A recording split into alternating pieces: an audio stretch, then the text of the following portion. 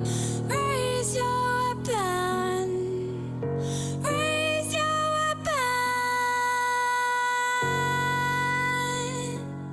And it's over. Hey guys, what's up? This is Nerd Bites Weekly, and I'm Dakota, and this is Beardy.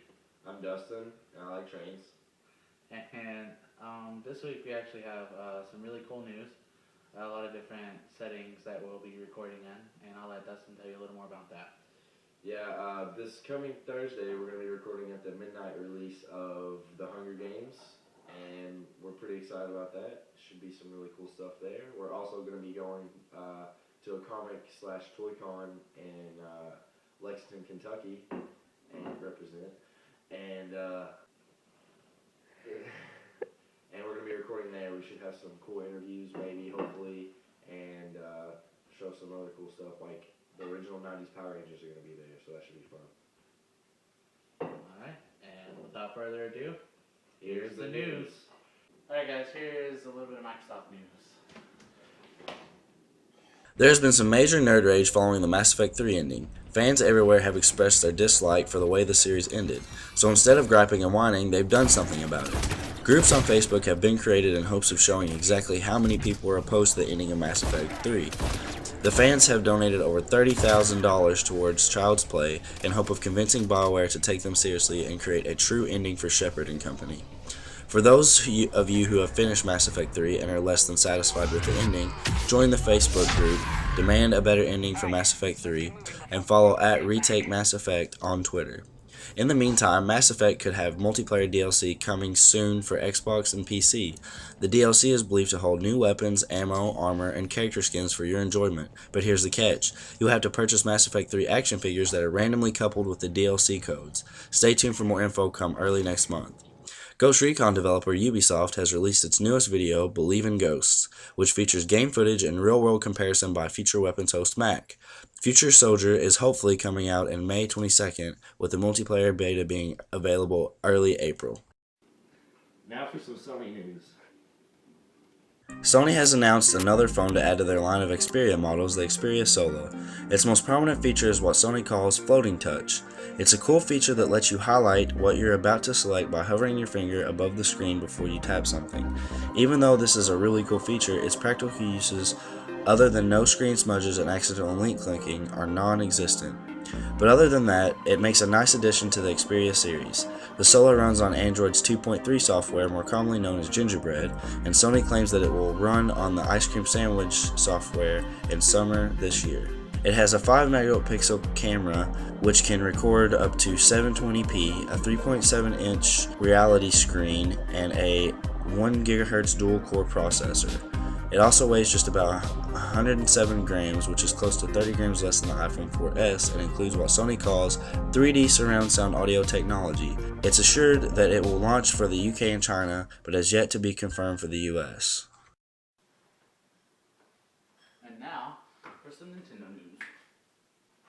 Reviews have begun pouring in for Metal Gear Solid Snake Eater on the 3DS. Unfortunately, the game has so far received mostly negative reviews. Sources cite flaws such as a lack of any new innovation and the fact that the once stylish aspects of the game are now outdated or removed completely in the new edition.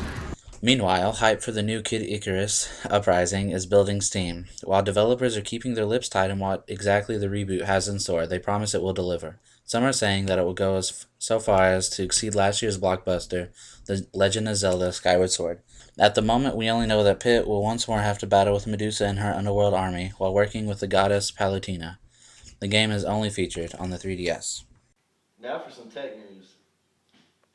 Mozilla's Boot to Gecko project has recently been unveiled at the Mobile World Conference. The company boasts the mobile OS as a complete standalone operating system for the open web. The concept is intended to do away with the walled garden approach of many modern mobile operating systems of today, like Apple's iOS and Google's Android. The main issue Boot to Gecko addresses is that apps you own won't transfer over to other devices, although they are coded the same way on both. B2G will allow apps to run directly from the internet with no hardware limitations.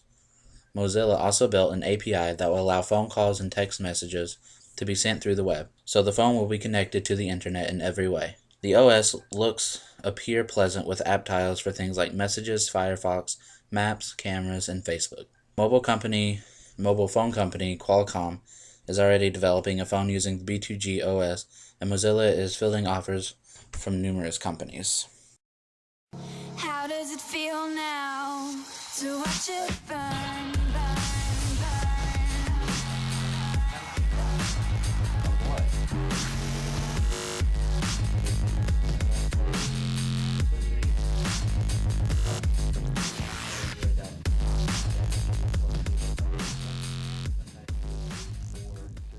I'll take 4. Go to 11. Okay, guys, thanks for watching Nerd Bites Weekly. This coming week, make sure you check out the review that me and Philip are going to have for Mass Effect 3. And we should have t-shirts coming up too, and check out our videos next week because we got some exciting stuff like we said in the intro. And you pass turn? Yeah. Okay. You, bro.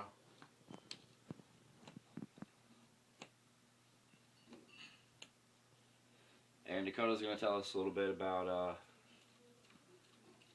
The Hunger Games review.